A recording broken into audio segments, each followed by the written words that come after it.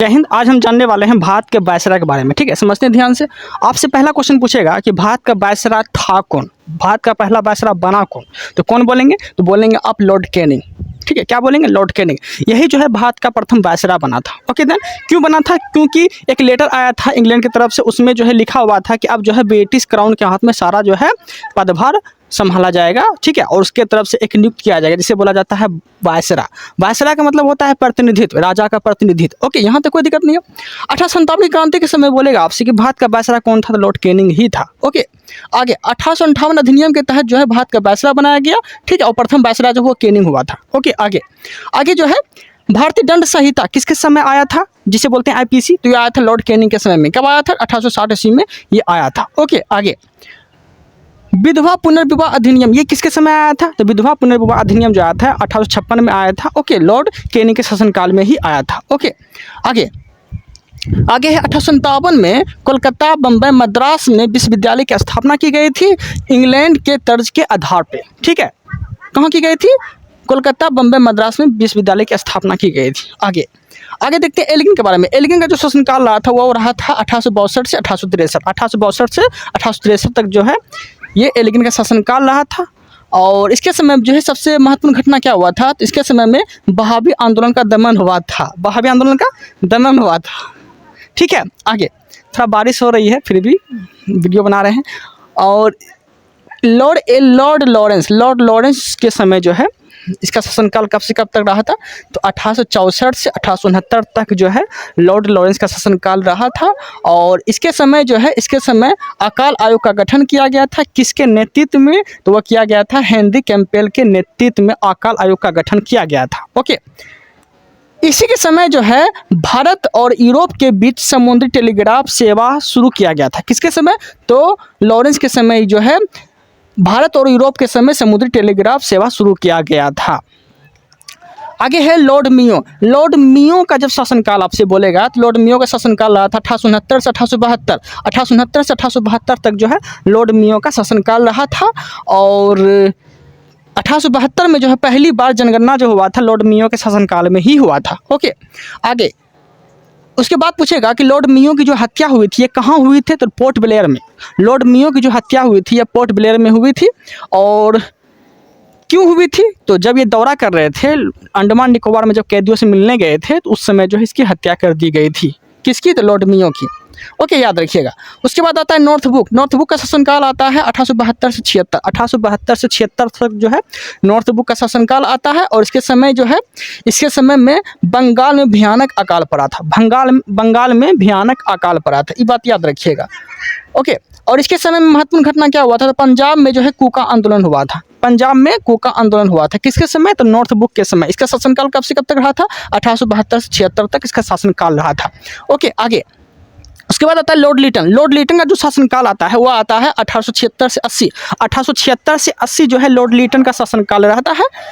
और इसके समय में जो है प्रथम अकाल आयोग का गठन किया गया था। अकाल आयोग की नियुक्ति की गई थी। ठीक है, किसके अध्यक्षता में? तो रिचर्ड स्टेजरी की अध्यक्षता में जो है अकाल आयोग की नियुक्ति की गई थी। ओके, उसके बाद बोलेगा किसके समय में वर्नाकुलर प्रेस एक्ट 1878 के द्वारा भारतीय समाचार पत्रों पर प्रतिबंध लगाया गया था। ठीक है, क्या किया गया था? लॉर्ड लिटन के माध्यम से वर्नाकुलर प्रेस एक्ट जो आया था 1878 ईस्वी में, इसके समय में जो है भारतीय पत्रकारिता पत्रों पर प्रतिबंध लगाया गया था। ओके, किसके समय? तो लिटन के समय। कब? तो 1878 ईस्वी में। भारतीय शस्त्र अधिनियम कब आया था? 1878 में ही आया था। और इसके द्वारा क्या बोला गया था कि कोई भी व्यक्ति जो है गैर कानूनी तरीका से आप शस्त्र नहीं रख सकते हैं। ओके, ये इसलिए ये अधिनियम बना दिया गया था, जिस अधिनियम को बोला गया था 1878 का अधिनियम। ठीक है, इसके द्वारा जो है शस्त्र रखना अपराध माना जाएगा। ठीक है, बिना इलीगल तरीका से अगर रखते हैं तो। आगे देखते हैं सिविल सेवा। सिविल सेवा परीक्षा की आयु जो है, ठीक है, इसके समय जो है सिविल सेवा परीक्षा की आयु जो है 21 से घटाकर 19 रखा गया था। इसके समय सिविल सेवा परीक्षा की आयु जो है 21 से घटाकर 19 रखा गया था। और इसके समय जो है साहित्य जगत में ओवेन मेरिडिथ के नाम से जाना जाता है। इसे क्या कहा जाता है? तो साहित्य जगत में ओवेन मेरिडिथ के नाम से जाना जाता है। ओके, आगे आता है रिपन। रिपन का शासनकाल जब बोलेगा आपसे तो 1880 से 84 तक रहा था। रिपन का शासनकाल जो रहा था 1880 से 84 तक रहा था। ओके, और इसके समय क्या क्या काम हुआ था वो देखते हैं। इसे फ्लोरेंस नाइटिंगेल ने क्या बोला था? इसे फ्लोरेंस नाइटिंगेल बोला था कि भारत का उद्गारक, भारत का उद्धारक जो बोला था वो कौन बोला था? तो फ्लोरेंस नाइटिंगेल बोला था। किसको? तो लॉर्ड रिपन को बोला था। ओके, इसे स्थानीय स्वशासन का जनक बोला जाता है, जिसे बोलते हैं नगर पालिका, पंचायत, ये सब इसी के समय आया था। ओके, तो इसे स्थानीय स्वशासन का जनक माना जाता है। किसे? तो लॉर्ड रिपन को। लॉर्ड रिपन का शासनकाल कब से कब तक? 1880 से 84 तक रहा था। ओके, इसके समय में प्रथम नियमित जनगणना कराया गया था। इसके समय जो है प्रथम नियमित जनगणना कराया गया था। ठीक है, और 1881 में 1881 में जो है इसी के समय जो है प्रथम कारखाना अधिनियम आया था। किसके समय में? तो लॉर्ड रिपन के समय में जो है 1881 में प्रथम कारखाना अधिनियम आया था। ये बात याद रखिएगा। ओके, 1882 में हंटर कमीशन का गठन किया गया था। और क्यों किया गया था? तो प्राथमिक शिक्षा को जोर देने के लिए जो है हंटर आयोग का गठन किया गया था। कब? 1882 में।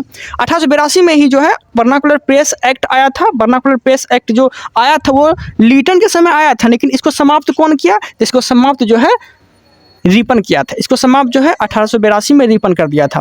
उसके बाद इल्बर्ट बिल विवाद 1883 में हुआ था। इल्बर्ट बिल विवाद जो है ये 1883 में आया था, और इसी वजह से 1884 में जो है रिपन ने त्यागपत्र दे दिया। इल्बर्ट बिल विवाद क्या था? इसमें जो है ब्रिटिश लोग ही आके फैसला सुना के चले जाते थे और भारतीय लोग कुछ नहीं कर पाते थे, इसलिए ये आया था।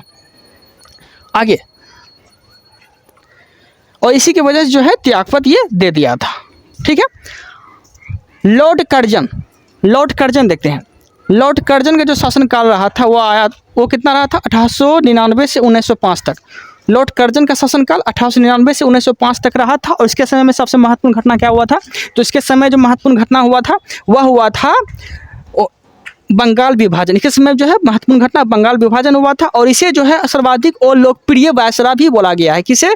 तो कर्जन को बोला गया है। ठीक है, उसके समय में जो है बंगाल विभाजन हुआ था। कब हुआ था? तो 16 अक्टूबर 1905 ईस्वी को बंगाल विभाजन हुआ था। ये बात याद रखिएगा। ओके, आगे जो है 1902 ईस्वी में टॉमस रेली की अध्यक्षता में विश्वविद्यालय आयोग का गठन किया गया था। कब किया गया था? तो 1902 में टॉमस रेली की अध्यक्षता में विश्वविद्यालय आयोग का गठन किया गया था, और 1904 में भारतीय विश्वविद्यालय अधिनियम पारित किया गया था।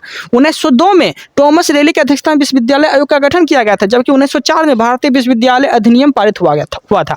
ठीक है, और उसके बाद देखते हैं लॉर्ड मिंटो द्वितीय के बारे में जानते हैं। लॉर्ड मिंटो द्वितीय का जो शासनकाल रहा था 1905 से 1910 तक रहा था। 1905 से 1910 तक जो है लॉर्ड मिंटो द्वितीय का शासनकाल रहा था। इसके समय में जो है मुस्लिम लीग की स्थापना की गई थी।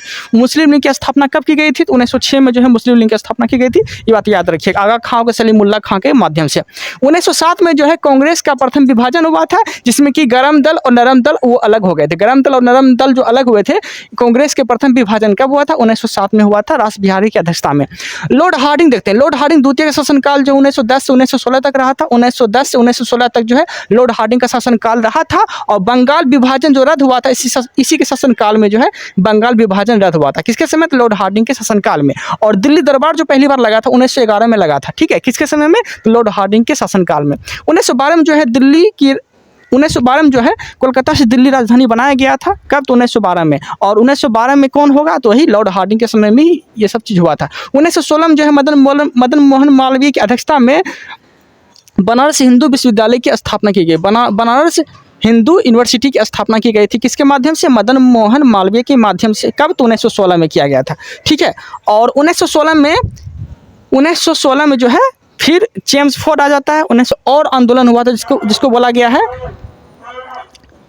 होम रूल आंदोलन, जिसे बोला गया है होम रूल आंदोलन। ठीक है, और 1919 में रोलेक्ट एक्ट आया था। रोलेक्ट एक्ट में जब गवर्नर जनरल बोलेगा तो कौन होगा? तो वो चेम्सफोर्ड ही होगा। और रोलेक्ट एक्ट को काला कानून भी बोला जाता है, ये बात याद रखिएगा। और 1919 में जलियांवाला बाग हत्याकांड जो है रोलेक्ट एक्ट के विरोध में हुआ था। इसी में जो है सैफुद्दीन किचलुआर को गिरफ्तार जब कर लिया गया था, तो इसके विरोध में है अमृतसर में लगभग एक बैठक हुआ था। बैठक में जो है बैठक में बैठा था सही व्यक्ति, और इसी के विरोध में जो जब बैठा था तो अंग्रेज को पता चला, तो जलियांवाला बाग नरसंहार बहुत जोर शोर से हुआ था। कब हुआ था? 13 अप्रैल 1919 ईस्वी को हुआ था।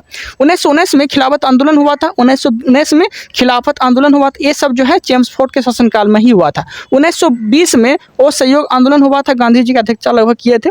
असहयोग आंदोलन जो है गांधी जी के माध्यम से चलाया गया था। ये सब चीज़ याद रखिएगा, ठीक है। बारिश की वजह से थोड़ा सा स्पीड में वीडियो बनाए, क्योंकि मुझे वीडियो बनाना था किसी भी तरीक़ा से, नहीं तो मेरा लिखा हुआ सब व्यर्थ चल जाता है। आप लोग थोड़ा कोऑपरेट करिएगा, ठीक है। आप लोग को मेरा कंटेंट अगर अच्छा लग रहा है तो चैनल को सब्सक्राइब कर लीजिएगा, ठीक है। देखिए मेरा शर्ट पूरा भीग गया एकदम बारिश की वजह से।